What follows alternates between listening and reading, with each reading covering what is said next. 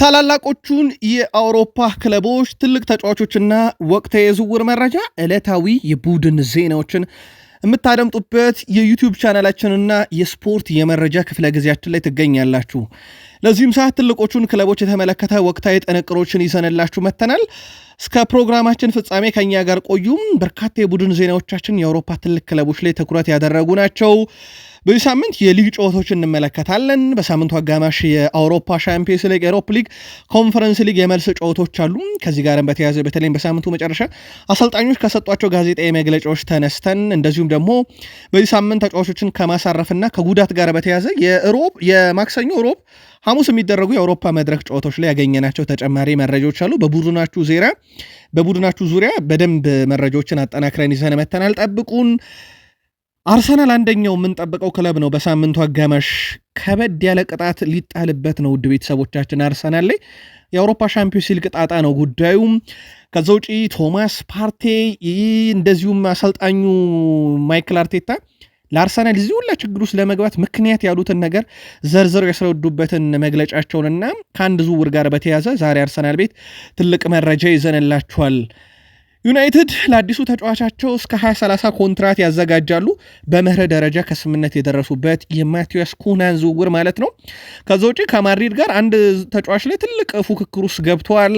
ካርሎስ ካዝሜሮን እናነሳለን። የዩናይትድ ሰው ክሪስቶፈር ቪቪየን በጣሊያኑ ክለብ ፊዮረንቲና እና በስፔኑ ክለብ ሪያል ቤትስ መካከል የነበረ ጨዋታ ላይ መታደሙን አረጋግጠናል። ምክንያቱም ታደምጡታላችሁ። ከዛ ውጪ ስኮት ማክቶሚኔን እኛንን ያነገስ ነው ይላሉ። ከጣሊያን አካባቢ ያገኘነው መረጃ ስሎት የቼልሲ በዚህን ያክል ደረጃ መገኘት አሳስቧቸዋል፣ የማይጠበቅ ብለውታል። ከዛ ውጭ ግን የቀድሞ ዩናይትድ ተጫዋች ሪዮ ፈርዲናንድ አንድ ተጫዋች ለሊቨርፑል ሲጫወት ማየት አልሻም ብሏል። ለዛም ሪያል ማድሪድን እንዲቀላቀል ነው ምኞቴ ብለዋል። ስለ ቸልሲው ጀደን ሳንቾ እንላችኋለን። ፕሪሚየር ሊጉን ከቡንደስሊጋ ያነጻጸረበት መንገድ ትንሽ አነጋጋሪ ነው። ምናልባት ወደ ቡንደስሊጋ ለመሄድ ፍንጭ እየሰጠ ይመስላል። ከዛ ውጭ አንድ የቼልሲን ኮከብ እናነሳለን። ፔፕ ጋርዲዮላ 9 ጨዋታ አለፋቸው ቡድናቸው ከተሸነፈ። እዚህ ቡድናቸው ውስጥም ያለን አንድ ኮከብ እናነሳለን። ከዛ በተጨማሪ ግን ሲቲዎች እቺን ቀን አይረሷትም። ውድ ቤተሰቦቻችን አንድ መጥፎ ቀን ናት ለሲቲ እቺ። ግን ያ መጥፎ ቀናቸውን ቀይረው 10 የፕሪሚየር ሊግ ዋንጫ ከዛች ቅጽበት በኋላ አንስተዋል። እቺን ቀን በሲቲ ቤት እናስታውሳታለን። ፕሪሚየር ሊጉ ላይ ሌሎች መረጃዎች ተካተዋል። በስፔን፣ በጣሊያን፣ በጀርመን፣ በፈረንሳይም በርካታ መረጃዎችን ይዘናል። እስከ ፕሮግራማችን ፍጻሜ በድጋሚ ከኛ ጋር ቆዩ። ላይክ፣ ሰብስክራይብ፣ ሼር ማድረግ እንዳይረሳም። በሳምንቱ አጋማሽ እና መጨረሻ በሚደረጉ ጨዋታዎች ላይ ዘናፈታ እንድትሉ በዚሁ መረጃዎቻችንን ስናደርስ ተመኘንላችሁ። አስቀድመን ሪያል ማድሪድን እንመልከት። ፈረንሳዊ አጥቂ ኬሊያን ምባፔ ወደ ሙሉ ልምምድ ተመልሷል። ስለዚህ በእሁዱ ጨዋታ እንደሚሳተፍ ሪልቮ አረጋግጧል። ተጫዋቹ በዛሬው ዕለት በነበረ መደበኛ ልምምድ ላይ ተሳትፏል። የእሁዱ ጨዋታ ለሪያል ማድሪድ በጣም ወሳኝ የሚባል ነው። በተለይም በላሊጋው እስከ መጨረሻ ዕድላቸውን ለመሞከር በሚያደርጉት ጥረት ላይ እና ከበርካታ ተጫዋቾች ጉዳት አንጻር የኬሊያን ምባፔ መመለስ ጥሩ የሚባል አጋጣሚ ሊሆን ይችላል። ሌላው ሪያል ማድሪድ ቤት የዴቪድ አላባ ጉዳይ ነው። ከፍተኛ ደሞዝ ሪያል ማድሪድ ውስጥ ከሚከፈላቸው ተጫዋች አንደኛው ዴቪድ አላባ ነው። በተቃራኒው ደግሞ በጉዳት ለብዙ ወራት ለቡድኑ ግልጋሎት ያልሰጠ ነው። የዘ አትሌቲክ መረጃ እንደሚያመለክተው ከሆነ በአመቱ መጨረሻ ክለቡን እንዲለቅ ይፈለጋል። ዴቪድ አላባና በሪያል ማድሪድ በኩልም ድርድር ይደረጋል ተብሏል። ተጫዋቹ በሚለቅበት መንገድ የደሞዙ ጉዳይ ግን ዋነኛው ነው ተብሏል። ሌላው ፋብሪዞ ሮማኖ ዛሬ ያረጋገጠው መረጃ ቢኖር ዣቪ አሎንሶም የሪያል ማድሪድን ጥያቄ ለመቀበል 100% ዝግጁ ነው ብሏል።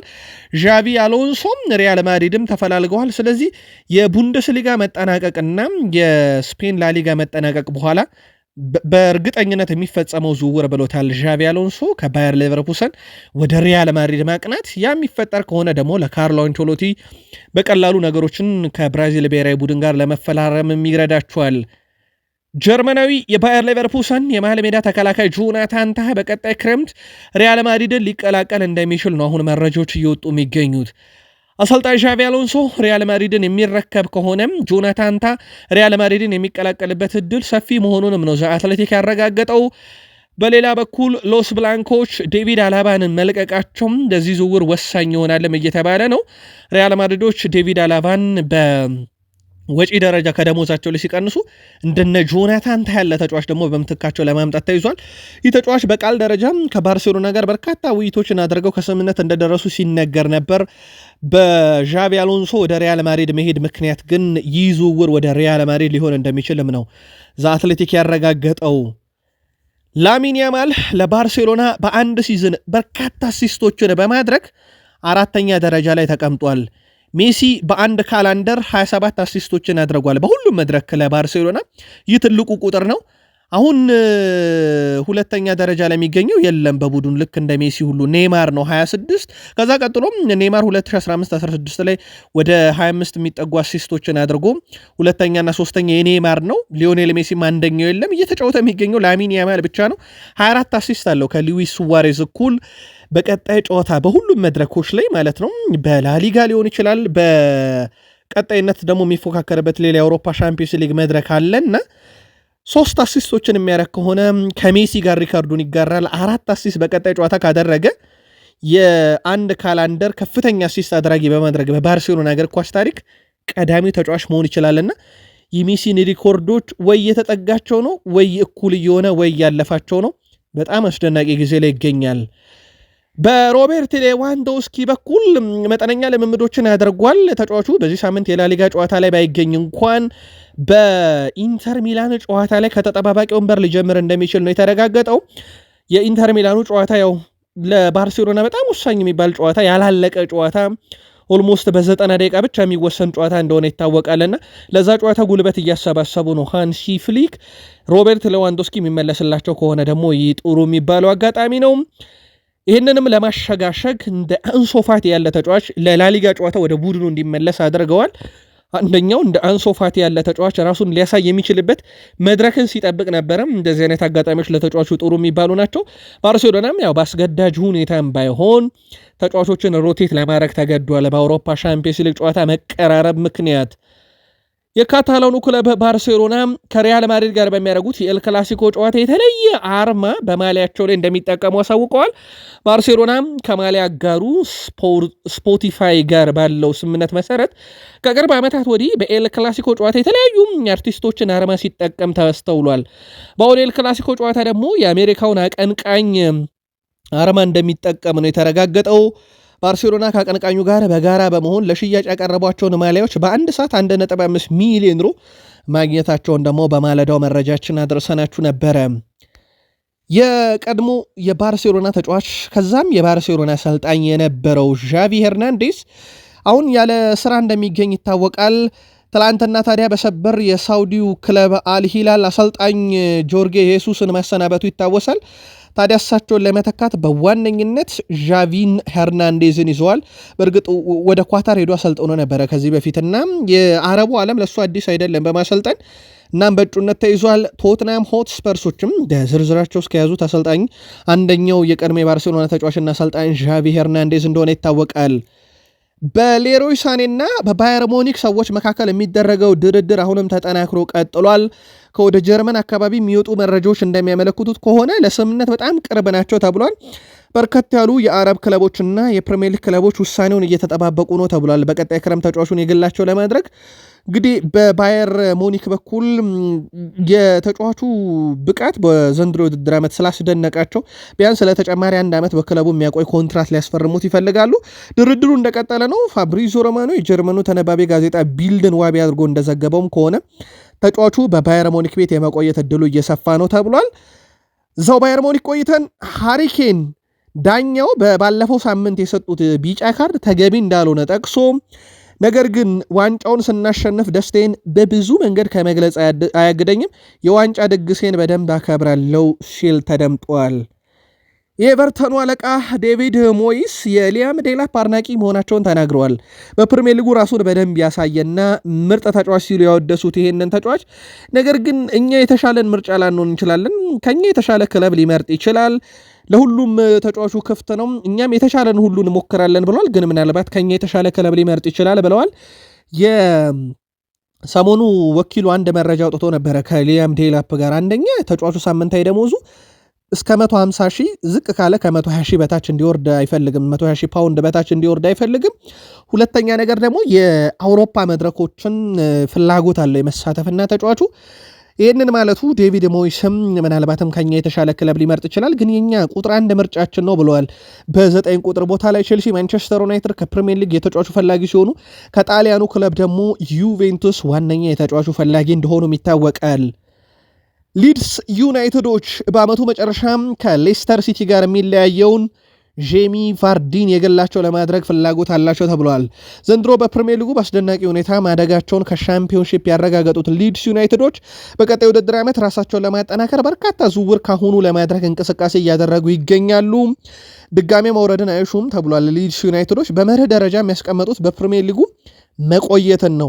ለዚህም እንግዲህ ወሳኙን አጥቂ ባለልምዱን ያውም የፕሪሚየር ሊጉን ዋንጫ ያነሳ በእንግሊዝ ፕሪሚየር ሊግ ታሪክ በ11 ተከታታይ ጨዋታ ግብ ያስቆጠረ በፕሪሚየር ሊጉ በእድሜ 30 ዓመት ከሞላው በኋላ 100 የፕሪሚየር ሊግ ግቦችን ያስቆጠረ ጄሚ ቫርዲን የግላቸው ማድረግ ይፈልጋሉ።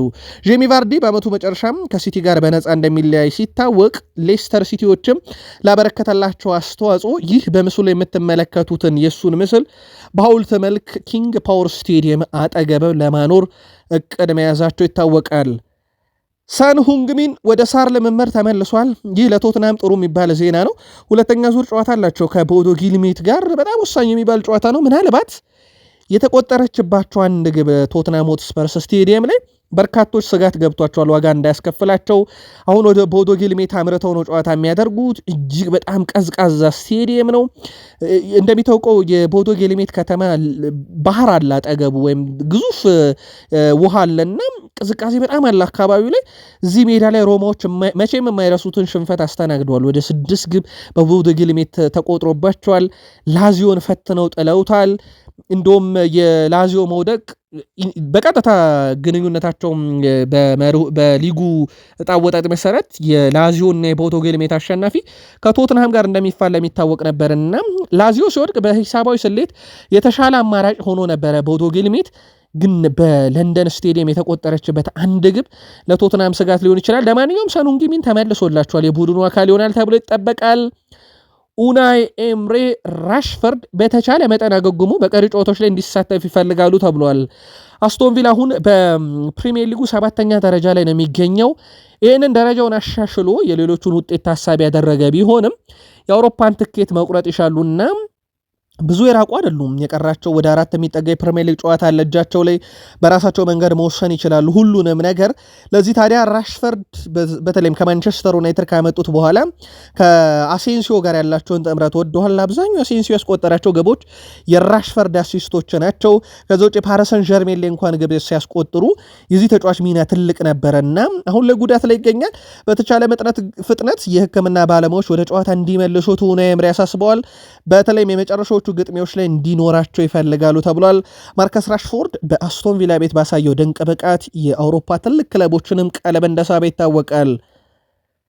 በማንቸስተር ሲቲ እቺ ቀን የምትረሳ አይደለችም። ውድ ቤተሰቦቻችን 1998 ልክ በዚች ቀን ወደ 3ኛው ሊግ ነው የወረደው። ሻምፒዮንሺፕ አለ፣ ሊግ 1 አለ፣ ሊግ 2 አለ። ከፕሪሚየር ሊግ ወርዶ ከሻምፒዮንሺፕ ወርዶ ወደ ሊግ 1 ወርዶ ወደ ሊግ 2 የወረደበት ቀን ነው 1998። እቺ ቀን በሲቲዎች የምትረሳ አይደለችም። ከዛ ዓመት ቀጥሎ ካስታወሳቸው ማንቸስተር ዩናይትድ ባየር ሙኒክን በአስደናቂ ሁኔታ ውጤት ቀልብሶ ያነሳበት የአውሮፓ ሻምፒዮንስ ሊግ መድረክ የሚረሳ አይደለም። በእግር ኳስ ትልቁ ካምባክ ነበረ። ከ90 ደቂቃ በኋላ የፍጻሜ ጨዋታ ላይ ዩናይትድ 2 ጎል ሙኒክ ላይ ያስቆጥሮ ዋንጫ የበላበት ዓመት። ከዛን ዓመት አንድ ዓመት ቀደም ብሎ ግን ሲቲ ወደ 3ኛው ሊግ ወርዶ ነበር። አሁን ግን ማንቸስተር ሲቲ በፕሪሚየር ሊጉ 10 ዋንጫዎችን ከዛ ቅጽበት በኋላ ያነሳ ቡድን ነው። የፔፕ ጋርዲዮላ ቡድን ምናልባት ዘንድሮ ሊታማ ይችላል። ከረጅም ዓመት በኋላ ልናማው የምንችለው አይነት ቡድን ነው ዘንድሮ። በብቃት ደረጃ ቡድኑ በብዙ መንገድ ወርዶም በትንሽ ቡድኖች ጭምር ሲሸነፍ የነበረ ቡድን ነው። ግን አሁን ባለፉት 9 ጨዋታዎች ላይ ከዚህ ነገር አገግሟል። ከብራይተን እና ከማንቸስተር ዩናይትድ ጋር አቻ ከተለያየበት ጨዋታ ውጪ የጋርዲዮላ ቡድን በሊጉ በአጠቃላይ ኤፍኤ ዋንጫ ፍጻሜ ደርሷል። ከፓላስ ጋር ይጫወታል። ተጠባቂው የኤፋ የዓለም ክለቦች ዋንጫ ከፊቱ ይጠብቀዋል። 9 ጨዋታዎችን አልተሸነፈም። 7 ድል አድርጎ 2 አቻ ወጥቷል ባለፉት 9 ጨዋታዎች ላይ። በቀጣይ የውድድር ዓመት ራሳቸውን በአዲስ መንፈስ ለማምጣትም ጥሩ የሚባል ጉዞ ላይ ናቸው። ከምንም በላይ ደግሞ የአውሮፓ ሻምፒዮንስ ሊግ ትኬትን በራሳቸው ለመወሰን አሁን ትክክለኛው ቦታ ላይ ተገኝተዋል። በዚህ ሳምንት በነበረም ጨዋታ ወልቭስን በኬቨን ደብሮይነ ብቸኛ ግብ ማሸነፋቸው አይዘነጋም። ኖርዌይ አጥቂያቸው ጉዳት ላይ ነው። በእርግጥ አሁን አገግሞላችኋል። ለረጅም ጊዜ በጉዳት አጥተውት ነበረ። 28 ጨዋታ 21 ግብና 3 አሲስት አለው። ኖርዌያዊ ተጫዋች ነው። ሌላኛው ኖርዌያዊ በወልቭስ ይገኛል። ጀርገን ስትራንድ ላርሰን ይባላል። 13 ግብና 2 አሲስት አለው። በፕሪሚየር ሊጉ ብቻ 2 አይመሪ አጥቂዎች አሏቸው። ኖርዌይ ፍጹም የተለየ ጊዜን እያሳለፉ ነው። አንዱ በማንቸስተር ሲቲ፣ አንዱ በወልቭስ ቤት። የጄደን ሳንቾ ከፕሪሚየር ሊጉንና ከቡንደስሊጋ የትኛው የተሻለ ነው በሚል ከጋዜጠኞች ለቀረበለት ጥያቄም በራሱ መንገድ ነገሮችን ለማብራራት ሞክሯል። ጄደን ሳንቾ በፕሪሚየር ሊግና በቡንደስሊጋ መካከል ትልቅ ልዩነት ያለ ብሏል። ፕሪሚየር ሊጉን ስትመለከተውም በተለይም ክለቦች በሎ ብሎክ ይከላከሉሃል፣ 5 ተከላካዮችን ሊያቆሙቡ ይችላሉ፣ በራሳቸው የሜዳ ክፍል ጥቅጥቅ ብለው ይጫወታሉ። በጀርመን ከተመለከትን ግን ትንሹ ቡድን ሳይቀር ስለማሸነፍ ብቻ ሜዳ ላይ የሚገባ ብሎታል። እናም በ5 ተከላካይ ጀርመን ውስጥ አይጫወቱም፣ ነገር ግን በ4 ተከላካይ ሲጫወቱ ልታያቸው ትችላለ። ፕሪሚየር ሊጉን ካየነው በሎ ብሎክ የሚጫወቱ ጀርመን ውስጥ ደግሞ ካለይ ልምድ አንጻር ትንሹን ቡድን ለማሸነፍ የሚጠር ብሏል። ምናልባት ይህ አገላለጽ ለፕሪሚየር ሊጉ ነበር ብዙዎች የሚጠቀሙት። የጀደን ሳንቾን ፕሪሚየር ሊጉን ከቡንደስሊጋ ያነጻጸረበትን መንገድ ግን ተቀባይነት አለው ብላችሁ ታስባላችሁ? ቼልሲዋን አጋሩን ቼልሲ ተጫዋች ነው። በእርግጥ ንብረትነቱ እስከዚህ ሰዓት ድረስ ያው በፊርማ ያልተረጋገጠን በቋሚ ዝውውር፣ ምክንያቱም 5 ሚሊዮን ዩሮ ከፍለው ለዩናይትድ መመለስ ስለሚችሉ። ኤንዞ ፈርናንዴዝ በዚህ ውድድር ዓመት በአጠቃላይ ከሁሉም የቼልሲ ተጫዋቾች የተሻለ አሲስት አድርጓል። ወደ 12 የሚጠጉ አሲስቶችን በሁሉም መድረክ ለቼልሲ ያበርክቷል። ባለፉት 4 ጨዋታዎች ደግሞ 3 አሲስቶች አሉት። በፕሪሚየር ሊጉ ፉልሃም እና ኤቨርተን ላይ በተከታታይ ሳምንት በነበሩ ጨዋታዎች ላይ አንዳንድ አሲስት ነበረው። ዮርጋርደንን ሜዳቸው ድረስ ስዊድን ሄደው ሲገጥሙና 4-1 ሲያሸንፉ 2 አሲስቶችን አድርጓል። ለተቆጠሩት 2 ግቦች ምክንያት ነበረ። በዘንድሮ ውድድር ዓመት በሰማያዊዎቹ ቤት ድንቅ ጊዜን እያሳለፉ ከሚገኙ ተጫዋቾች አንደኛው ነው። ኢሳክ ወደ ሪያል ማድሪድ መሄድ ይችላል። አዎ ወደ ማድሪድ ይሂድ። ሊቨርፑል ግን ሲገባ ፈጽሞ ማየት አልፈልግም። ሊቨርፑል ሊጉን ሲቆጣጠር ማየት አልፈልግም። እዚህ ቡድን ላይ ኢሳክ ከተጨመረ ሊቨርፑልን መቆጣጠር አዳጋች ነው ብሏል። የቀድሞ የዩናይትድ ተጫዋች ሪዮ ፈርዲናንድ ነው ይሄንን ያለው። ኢሳክ ከየትኛውም ክለብ በተሻለ አሁን ስሙ ከሊቨርፑል ጋር ነው እየተያዘ የሚገኘው። ደውም ለተጫዋቹ ቅርብ የሆኑ ምንጮች ተጫዋቹ ምርጫው ሊቨርፑል ነው እስኪሉ ድረስ ስሙ ከሊቨርፑል ጋር በተደጋጋሚ ስንሰማው እንደነበረ ይታወቃል። ከዚህ ጋር በተያያዘ ታዲያ ሪዮ ፈርዲናንድ በፍጹም ወደ ሪያል ማድሪድ እንጂ ወደ ሊቨርፑል እንዲገባ አልፈልግም፣ ሊቨርፑል ከዚህ በላይ ሊጉን ሲቆጣጠር ማየት አልሻም ብሏል። ኤዲሃው ከዚህ ጋር በተያያዘ ጥያቄ ቀርቦላቸው ነበረ። የኢሳክ በሊቨርፑል መፈለግ ተመልክቶ እስከዚህ ሰዓት ድረስ የማውቀው ኢሳክን የመሸጥ ምንም አይነት ፍላጎት እንደሌለን ነው ብለዋል። ቀጣይ ክረምት ላይ የሚፈጠረውን አብረን እናያለን ብለዋል። ምናልባት ኒውካስል የአውሮፓ ሻምፒዮንስ ሊግ ትኬትን ከቆረጠ ተጫዋቹን በዛው ሊያቆዩ የሚችሉበት ግን ሰፊ ድል እንዳላቸው ይታወቃል። የሊቨርፑል ዋና አሰልጣኝ አርኔ ስሎት በሊቨርፑል እና ቼልሲ መካከል ያለው የነጥብ ልዩነት የጠበቁት እንዳልነበረ ገልጸዋል። አሁን ላይ በቼልሲ እና በእኛ መካከል ያለው የነጥብ ልዩነት ስመለከት ለማመን ይቸግረኛል ብለዋል። ምክንያቱም በውድድር ዓመቱ መጀመሪያ እነሱ ከኛ የተሻለ ደረጃ ላይ ነበሩ ያሉት አርኔ ስሎት ከእነሱ ጋር ያደረግነው ጨዋታም ለእኛ ፈታኝ እንደነበር አውቃለሁ ብለዋል። ቼልሲ በአሁኑ ሰዓት ከሊጉ አሸናፊ ሊቨርፑል በ22 ነጥቦች ርቀው 5ኛ ደረጃ ላይ ይገኛሉ። ከዩናይትድ እና ከቶትናም ያላቸው ርቀት ደግሞ የትየለሌ እንደሆነም ይታወቃል። እሳቸውም ቼልሲን በሚገጥመው ቡድናቸው ውስጥ ታዲያ ምንም አይነት ቅያሬ አይኖርም አልላችሁም፣ ነገር ግን ሙሉ ስብስቡን ቀይራለሁ ማለት አይደለም ብለዋል። የተወሰኑ አዳዲስ ፊቶችን ልታዩ ትችላላችሁ ብለዋል። ምናልባት እነ ፍሬድሪኮ ኬዛ እድል ሊያገኙበት የሚችሉ ሰፊ እድል ይፈጠራል። ምክንያቱም የፕሪሚየር ሊጉን ዋንጫ አግኝተዋል። በርካቶች እንደውም ቼልሲ ይሄ ጥሩ አድቫንቴጅ ነው ብለዋል ለቼልሲ ሊቨርፑልን በዚህ ሰዓት መግጠሙ። ምክንያቱም ሊቨርፑል ለምንም ነው የማይጫወተው፣ ለክብር ብቻ ነው አንድና አንድ ነገር የሚጫወተው። ቼልሲ ደግሞ ቶፕ 4 ውስጥ ገብቶ ወይም ቶፕ 5 ውስጥ ገብቶ ሻምፒዮንስ ሊግ ትኬትን ለመቁረጥ ነው እና ሊቨርፑል ለአዲስና ለታዳጊ ተጫዋቾች እድል ከመስጠት አንጻር ቼልሲ ተጠቃሚ ሊሆን ይችላል የሚሉ መረጃዎችንም እየወጡ ነው። ለማንኛውም እሁድ 12:30 በስታንፎርድ ብሪጅ የምናየው ጨዋታ ነው። ስኮት ማክቶሚኔ በማንቸስተር ዩናይትድ ቤት ከነበረበት ጊዜ ይልቅ በዚህ ሰዓት በናፖሊ ቤት ያለው ብቃቱ ጠንካራ ብለውታል ጣሊያን የናፖሊ አሰልጣኝ አንቶኒዮ ኮንቴ። ስኮት ማክቶሚኔ እኛ ጋር በብዙ ነገር ተሻሽሏል። እሱ በማንቸስተር ዩናይትድ ውስጥ ያለ ቁልፍና ጠቃሚ ሚና እንዲወጣ እድል አልነበረውም። እኛ ግን ለስኮት ማክቶሚኔ ያንን እድል ሰጥተነዋል ብለዋል። እሱ ወደኛም ከመጣ ጊዜ ጀምሮ ብዙ ልምምዶችን ጠንክሮ በመስራት ራሱን ማሳደግና ማሻሻል ችሏል። በዚህ ሰዓት ስኮት ሙሉ የሆነ ተጫዋች ነው። ስለዚህ ስኮት ማክቶሚኔ አሁን ላለው ብቃቱ በማንቸስተር ዩናይትድ ቤት እንዲጠቀም እድል አልተሰጠውም። እኛ ደግሞ እድል ሰጥተነዋል። ከማንቸስተር ዩናይትድ ይልቅ በናፖሊ ቤት ያለው ስኮት ማክቶሚኔ ጠንካራ ነው ብለዋል። የ14 ዓመቱ ታዳጊ ተጫዋች ጄድ ጋብርኤል በማንቸስተር ዩናይትድ ቤት አስደናቂ እድገትን እያሳየ ነው። ወደ 18 ዓመት በታች ቡድን አሳድገውታል። ያውም የ14 ዓመት ታዳጊ ነው። ይሄ በሩበን አሞሪም ይሁንታ እና በማንቸስተር ዩናይትድ የአሰልጣኝ አባላት ስምምነት ወደ 18 ዓመት አድጎ እንዲጫወት ተደርጎ ነው። 20 ደቂቃዎችን ተጫውቷል። በዚህ ሳምንት ጄጄ ጋብርኤል ለማን ዩናይትድ በ14 ዓመቱ ከ18 ዓመት በታች ቡድን ሲጫወት 46 ደቂቃ ተጫውቶ ሃትሪክ ሰርቶ በየ15 ደቂቃ አንድ ጎል የማስቆጠር ንጻሬ ከ18 ዓመት በታች ቡድን ውስጥ ታይቷል። ማንቸስተር ዩናይትድ ይህን ተጫዋች በሚቀጥሉት ዓመታት ወደ ዋናው ቡድን ያሳድገዋል ተብሎ ይጠበቃል። እድገቱ ግን በዩናይትድ ቤት ፍጹም አስደናቂ ነው። ዩናይትድ በቀጣይ ላይ ያዘው በተለይም የአካዳሚ ተጫዋቾችን ማብቃት ትክክለኛ ማሳያ ተጫዋች ተደርጎ ሊወሰድ ይችላል። ጄጄ ጋብርኤል የማን ዩናይትድ የመለበላ ኃላፊ በመሆን እያገለገለ የሚገኘው ክሪስቶፈር ቪቪየል በጣሊያኑ ክለብ ፊዮረንቲና እና በስፔኑ ክለብ ሪያል ቤትስ መካከል የተደረገውን የዩሮፓ ሊግ ኮንፈረንስ ሊግ የመጀመሪያ ዙር የግማሽ ፍጻሜ ጨዋታ ለመመልከት ታድመው ነበረ። በርካታ የጣሊያን ሴሪ ተጫዋቾችን ወደ ፕሪሚየር ሊጉ ማምጣት ላይ ትኩረት አድርጓል። ከቅርብ ጊዜ ወዲህ የጣሊያን ሊጎች ላይ ትኩረት አድርጓል። ማንቸስተር ዩናይትድ ራስመስ ሆይሉንድ ከጣሊያን መጣ። ከዛ በተጨማሪ ደግሞ የማንቸስተር ዩናይትድ የፊት መስመር ሌላኛው አጥቂ ጆሽኳ ዜርኪዝም እንደዚሁ ከጣሊያን ሊግ የመጣ ተጫዋች ነው እና ትኩረት አድርጓል ጣሊያን ላይ። ከሰሞኑም እዛ እንደነበሩ ተረጋግጧል። ሩበን አሞሪምና እንደዚሁም ደግሞ ካርሎስ ካዝሜሮ በጠረጴዛ ዙሪያ ውይይት ማድረጋቸው ተረጋግጧል። በእርግጥ ተጫዋቹ ሐሳቤን አስቀይሮኛል ብለው ነበረ ከሰሞኑ ባሳዩት ብቃት። ነገር ግን ዋና ትኩረታቸው የተደረገው በካሪንግተን ላሉ ተጫዋቾች ልምድ እንዲያካፍልና ተጫዋቾች በእንደዚህ አይነት መንገድ ለረጅም ጊዜ ጠንካራ ሆነው ቡድን እንዲያገለግሉ የሱን ልምድ እንዲያካፍል ነው ተብሏል። ካርሎስ ካዝሜሮም በዚህ ደስተኛ ነው ተብሏል። በማንቸስተር ዩናይትድ መቆየት ይፈልጋል፣ ኮንትራቱን ማጠናቀቅ። ካርሎስ ካዝሜሮም ከሩበን አሞሪም ጋር ከቅርብ ጊዜ ወዲህ ግንኙነቱ እየተሻሻለ ነው።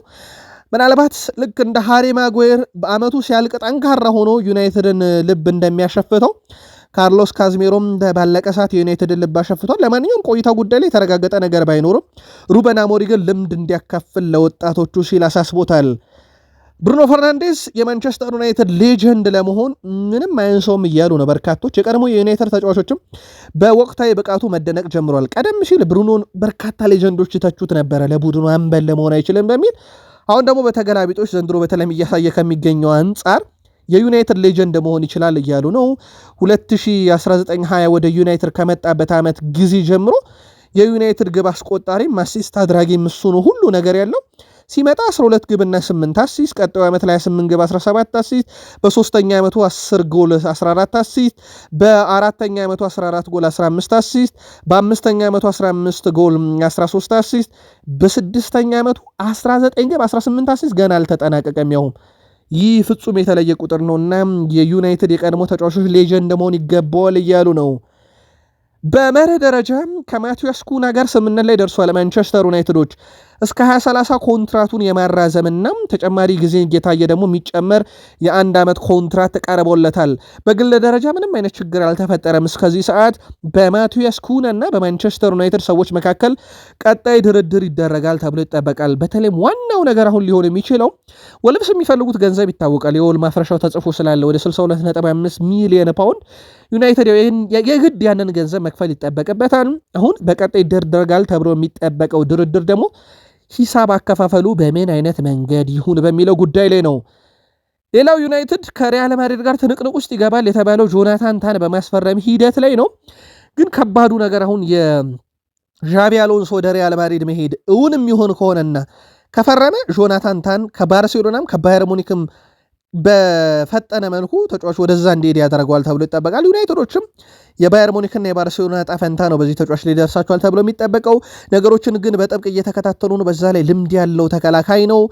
በዛ ላይ ደግሞ በነፃ የሚገኝ ተጫዋች ነውና ዩናይትዶች አንደኛ ቀጣይ እቅዳቸው ከኮንትራት ነፃ የሆኑ ብዙ ገንዘብ የማያስወጡ ብዙ ሳምንታዊ ደሞዝ የማይጠይቁ ግን ደግሞ ብቃት ያላቸውና ብቁ መሆን የሚችሉ ከጉዳት ነፃ የሆኑ ተጫዋቾችን ማስፈረም በሚል የራሳቸውን እቅድ አውጥተዋልና በዚህ ረገድ ጆናታን ታ ተመራጩ ተጫዋች ነበር። ለማንኛውም የጀርመኑ አምደኛ ፍሎሪያን ፒልተንበርግ በፊት ገጹ ላይ ማንቸስተር ዩናይትድም እዚህ ዝውውር ላይ ያለ ሲል ተደምጧል። አርቴታ በዘንድሮ የውድድር ዘመን አርሰናል ብዙ ቀይ ካርድ ስለመመልከቱ በዚህ ሲዝን መጀመሪያ አካባቢም በርካታ ጨዋታዎች ላይ ወሳኝ ተጫዋቾቻቸውን በጉዳት አለማግኘታቸው በብዙ ጎርቶናል ብሏል። እናም ይህ አርሰናልን ችግር ውስጥ የከተተው የቢጫና የቀይ ካርድ ጉዳይ በቀጣይ ውድድር ዓመት በሕግም ጭምር ሊሻሻልልን ይገባል። በተለይም ተጫዋቾቻችን ተገቢ ያልሆኑ ቀይ ካርዶችን በመጀመሪያው ዓመት አካባቢ በተለይም ዓመቱ ሲጀመር ተመልክተዋል። ያ ዋጋ አስከፍሎናል ብሏል። የዴክላን ራይስ ቀይ ካርድ፣ የትሮሳርድ ቀይ ካርድ የማይረሱ ቀይ ካርዶችን ተመልክቷል። ቡድናቸው ዋጋ ከፍለውበታል፣ ምንም ጥያቄ የለውም። በዚህ ረገድ የወልቭስ ጨዋታ ላይ ብቻ ማይል ሉዊስ ስኬሊ በተሳሳተ መንገድ በቀይ ካርድ ከወጣ በኋላ ያው መጨረሻ ላይ እንደውም በቢጫ መታለፍ ነበረበት በሚል ቀይ ካርዱ ተነስቶለታል። በዛ ጨዋታ ላይ ብቻ አርሰናል አሸንፎ ወጥቷል። ካስታወሳችሁ በካላፊዮሪ ግብ፣ ያቺም ግብ የተገኘችው በወልቭስ በኩል ጎሜስ በቀይ ካርድ ወጣላቸውና የቁጥር ሚዛኑ ተስተካከለ። ተጫዋቹ በቀይ ካርድ በወጣ በ4 ደቂቃ ውስጥ ነበር አርሰናል የቁጥር ብልጫውን ሲያስተካክል በካላፊዮሪ ግብ ያሸነፈውና ዘንድሮ አርሰናልን ቢጫና ቀይ ካርድ በብዙ መንገድ እንደፈተኑት ነው ማይክል አርቴታ የሚያወሱት። አርሰናል ለክረምት የዝውውር መስኮት የአታላንታውን ኤድሞላ ሉክማንን በዝርዝር ውስጥ አካቷል።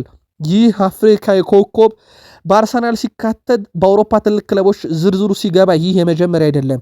በትልቅ ክለቦች ዝርዝር ውስጥ አለ። ባርሴሎና፣ ማንቸስተር ዩናይትድ፣ ሊቨርፑልም ጭምር የተጫዋቹ ፈላጊ ናቸው በሚል ስማቸው ሲያዝ ነበር። አሁን ደግሞ አርሰናሎች በቀጣይ ክረምት ከአታላንታ ጋር በስምነት ይለያያል ተብሎ የሚጠበቀውን አፍሪካዊ ኮከብ ኤድሞላ ሉክማን የግላቸው የማድረግ ፍላጎት አላቸው። ሌላው ቶማስ ፓርቴ ጋር በተያዘ ነው። አዲስ የኮንትራት ንግግር እየተደረገ ይገኛል። እሱ ለኛ በጣም ወሳኝ ነው ብለዋል አሰልጣኝ ማይክል አርቴታ። በአቋሙ ሳይዋዥቅ ብዙ ደቂቃዎችን እየተጫወተልን ነው። ለወቅቱ ትልቁ ጨዋታ አርሰናል እርሱን አተናል፣ በፓሪስ ሰን ዠርሜኑ ጨዋታ ማለት ነው። ነገር ግን ራይስ በጣም ጥሩ ስራ ሰርቶ ፓርቴን ቦታው ላይ ለመሸፈን ጥረት አድርጓል። አሁን ግን ብዙ አማራጮች አግኝተናል። ፓርቴ በፓሪስ ሰን ዠርሜኑ ጨዋታ መመለሱ ለኛ ብዙ ጥቅም አለው። በአርሰናል ቤት ግን አቋሙ ሳይዋዥቅ ለሰጠን ነገር ዘንድሮ ልዩ ተጫዋቻችንም ጭምር እንዲሆን አድርጎልናል ብለዋል። ፓርቴ በአርሰናል እንዲቆይ በርካቶችም ከውጭ ጫና እያደረጉ እንደሆነ ይታወቃል። አርሰናል ላይ የፈረንሳዩ ቱጃር ክለብ ፓሪስ ሰን ዠርሜን ከአርሰናል ጋር ካደረጉት ጨዋታ በኋላ የቡድኑ አባላት የዘረኝነት ጥቃት እንደደረሰባቸው አሳውቀዋል። የፒኤስጂ ቡድን አባላት ወደ ቡድኑ ባስ በሚያመሩበት ወቅት የተወሰኑ ደጋፊዎች የዝንጀሮ ድምፅና ድርጊቶችን እያስመሰሉ ማሳየታቸው ተነግሯል። ፒኤስጂ በበኩሉ የዘረኝነት ጥቃቱን ተከትሎ ዘረኝነትን ለመቃወም ከተቋቋሙ ዓለም አቀፍ ተቋማት ጋር እየሰራ መሆኑን አስታውቀዋል። አርሰናሎች የዘረኝነት ጥቃቱን ያወገዙ ሲሆን ግለሰቦቹ ለመለየት ተገቢውን እርምጃ እንወስዳለን ብለዋል። አርሰናል የአውሮፓ እግር ኳስ ማህበር በበኩሉ በዚህ ዓመት በሌሎች ክለቦች ላይ እንዳደረገው አርሰናል ላይ ቅጣት ሊጥል እንደሚችል አትሌቲክ አረጋግጧል። ባርሴሎና በዚህ ዓመት በተመሳሳይ ድርጊት ምክንያት ከሜዳ ውጭ የሚያደርገው አንድ ጨዋታ ያለ ደጋፊ እንዲያደርግ ታግዶ እንደነበረ ይታወቃል። ምናልባትም የአውሮፓ እግር ኳስ ማህበር ይህን ጉዳይ በእነኚህ 2 ቀናቶች ውስጥ ወይም 3 ቀናቶች ውስጥ አጣርቶ አርሰናል ላይ ቅጣት ከጣለ በፓርክ ደ ፕሪንስ አንድም የአርሰናል ደጋፊ ዝር አይልም። ጉዳዩ ለአርሰናል ትንሽ አሳሳቢ ነውም ተብሏል። ከሳሊባ ጋር በተያዘ የመድፈኞቹ ዋና አሰልጣኝ ማይክል አርቴታ ከሳሊባ ጋር ንግግር ተቀምጠናል ያሉት ማይክል አርቴታ እሱ አሁንም ቢሆን ልቡ ያለው እኛ ጋር ነው፣ ነገሮችን በጥሩ ሁኔታም ተወያይተናል፣ እናም በእኛ ለመቀጠል ደስተኛ ነው። ሪያል ማድሪድ ዊሊያም ሳሊባን ኮንትራት ሲጠናቀቅ በነፃ ለማስፈረም እንቅስቃሴ መጀመራቸው ይታወቃል። 2027 ላይ ነው ከኮንትራት ነፃ የሚሆነውና የሪያል ማድሪድ ትዕግስት ራሱ ይገርማል። ለማንኛውም በዚህ ረገድ አሰልጣኝ ማይክል አርቴታ ጥንቃቄ እንደሚያደርጉና በተለይም ኮንትራቱን በማራዘም ሂደት ላይ ከአንድሪያ ቤርታ ጋር እንደሚሰሩ ተጫዋቹን በእኛ ደስተኛ እንደሆነ እናውቃለን፣ ነፃ እስኪሆን አንጠብቅም ብለዋል። 2026 በቀጣይ ክረምት መሸጥ ይችላሉ። ምናልባት ተጫዋቹ ኮንትራቱን እንኳን የማያራዝምላቸው ከሆነ የመድፈኞቹ ዋና አሰልጣኝ ማይክል አርቴታ ቡድናቸው የፒኤስጂ ጨዋታ ውጤት ይቀለብሳል የሚልም ከፍተኛ እምነት እንዳላቸው ገልጸዋል። አርሰናል ወደ ፓሪስ አቅንቶ ውጤቱን መቀለበስ ይችላል። እናም ያንን ለማድረግም እርግጠኛ ነኝ ብለዋል። የቡድኑ የመሃል ሜዳ ተጫዋች ሚካኤል ሜሪኖ በበኩሉ ቀኑ ደርሶ ወደ ፓሪስ ለመሄድ ቸኩለናል ብለዋል። በዚህ ሳምንት እንግዲህ ለአርሰናል ትልቁ የዋንጫ ለማግኘት ማጣት የዚህን ዓመት የሚወስነው ጨዋታ በፓርክ ደ ፕሪንስ እንደሚደረግ ይታወቃል። ፒኤስጂን ካሸነፉ በቀጥታ ወደ ፍጻሜ ማለፍ ይችላሉ። ነገር ግን ከአንድ ግብ በላይ አርሰናል ያስፈልገዋል ጨዋታውን አሸንፎ ለመውጣት። የመጀመሪያ ዙር ጨዋታ ኤምሬትስ ላይ 1-0 ነው የተጠናቀቀው። በዛ ጨዋታ ላይ ግብ አስቆጣሪው ኦስማን ዴምቤሌ ነበረ። እሱን እንመልከት። የፒኤስጂ የፊት ወሰር ተጫዋች ኦስማን ዴምቤሌም በሳምንቱ አጋማሽ በተደረገ የአርሰናል ጨዋታ ጉዳት ማስተናገዱ ይታወቃል። ፒኤስጂ ባወጣው መግለጫ ኦስማን ዴምቤሌም ጉዳት እንዳለበትና ተጨማሪ ምርመራ የሚደረግለት መሆኑን ገልጾም አገግሞ የመመለሻ ጊዜውን ግን እንዳላስታወቀ ይታወቃል። ይሁን እንጂ ኦስማን ዴምቤሌ ከፓሪስ ሰን ዠርሜን የዚህ ሳምንት ጨዋታ ውጪ ሲሆን፣ በሌላ በኩል ተከላካዩ ኪምፔምፔ በጉዳት ምክንያት ከአርሰናል ጨዋታ ውጪ መሆኑ ተረጋግጧል። ስለዚህ የአርሰናል ቡድንን ስለመግጠማቸው እነኚህ ተጫዋቾች እርግጥ መሆንም አልተቻለም። አርሰናል በፕሪሚየር ሊጉ ጠንካራውን የአንዲ ኤራኦላን ቡድን በርነማውዝ ዛሬ ይገጥማል። የበርነማውዝ አሰልጣኝ ኤራኦላ ስለ አርሰናል ሲናገሩ የተለየ ተሰጥኦ አለው ብለዋል። አርሰናል በፕሪሚየር ሊጉ ካሉ ቡድኖች በመከላከል ደረጃውን ጥራቱንም የጠበቀ ቡድን ብለውታል። አርሰናል ከባድ ተጋጣሚ ይሆናል። በፕሪሚየር ሊጉ በሜዳቸው አንድ ጨዋታን የተሸነፉት፣ ያንን ለማድረግ ደግሞ የተለየ ነገር ማድረግ ይኖርብናል ብለዋል። አርሰናል ለማሸነፍ የተሻለ እንሞክራለን። ጨዋታው ግልጽ ነው፣ ከባድ ነው። እነርሱ ላይ ጎል ማስቆጠር ከባድ ነው። እነሱ ጋር ስትጫወት ኳሶችን ይዘ እንደፈለክ የጎል እድል መፍጠር አትችልም። ድንቅ የመከላከል እና የማጥቃት ታክቲኮች አሏቸው። ለዛ በደንብ እንዘጋጃለን ብለዋል። ከቡድኑ ዜና ጋር በተያዘ ውድ ቤተሰቦቻችን በአርሰናል በኩል ካላፊዮሪ፣ ማጋለሽ፣ ኪዮር፣ ቶሚያሱ፣ ጋብርኤል ጄሱስ፣ ካቨር፣ ጆርጂኒዮም ከጨዋታ ውጭ ናቸው። በበርንማውዝ በኩል ሴቴንሳሪ፣ ሪያን ከርትስ፣ ኢነስ ኡናል እና ሌሎች የተወሰኑ ተጫዋቾች ጉዳት ላይ ናቸው። በቀይ ካርድ ወጥቶ የነበረው ኤቨን ቀይ ካርዱ መሻሩን ተከትሎ ዛሬ የሚደረገውን የአርሰናልን ስብስብ በተቃራኒው ይገጥማል። በርንማውዝ 4-2-3-1 ይጠበቃል። በዛሬው ዕለት በቡድን ውስጥ እንግዲህ ጠንካራ የሚታወቁበት ፎርሜሽን ነው። በአርሰናል በኩል 4-3-3 ሜዳ ላይ ይጠበቃል። አርቴታ በርንማውዝን ለማሸነፍ ዝግጁ ነን ብለዋል። አንዲ ኤራኦላ ኤምሬትስ ላይ ነገሮች ቢከብዱንም እናደርገዋለን እያሉ ነው። ለማንኛውም በዛሬውን የኤምሬትስ ጨዋታ በዋና ዳኝነት ዢሬድ ጉሌት ይመሩታል። ዢሬድ ጉሌት በመሩት 8 ጨዋታ ውስጥ 6ቱ ድል አድርጓል አርሰናል። በዛሬው ጨዋታ ላይ ሚሼል ሳሊስበሪም በቫር ዳኝነት፣ ሪቻርድ ዊስት እና ስቲቭ መረንዳ በረዳት ዳኝነት ጨዋታውን የሚመሩት ይሆናል። ለምትደግፏቸው ክለቦች መልካም እድል ተመኝተን የቅዳሜ የምሳ ሰዓት መረጃችን እዚህ ጋር ቋጨን። በደህና ቆዩን።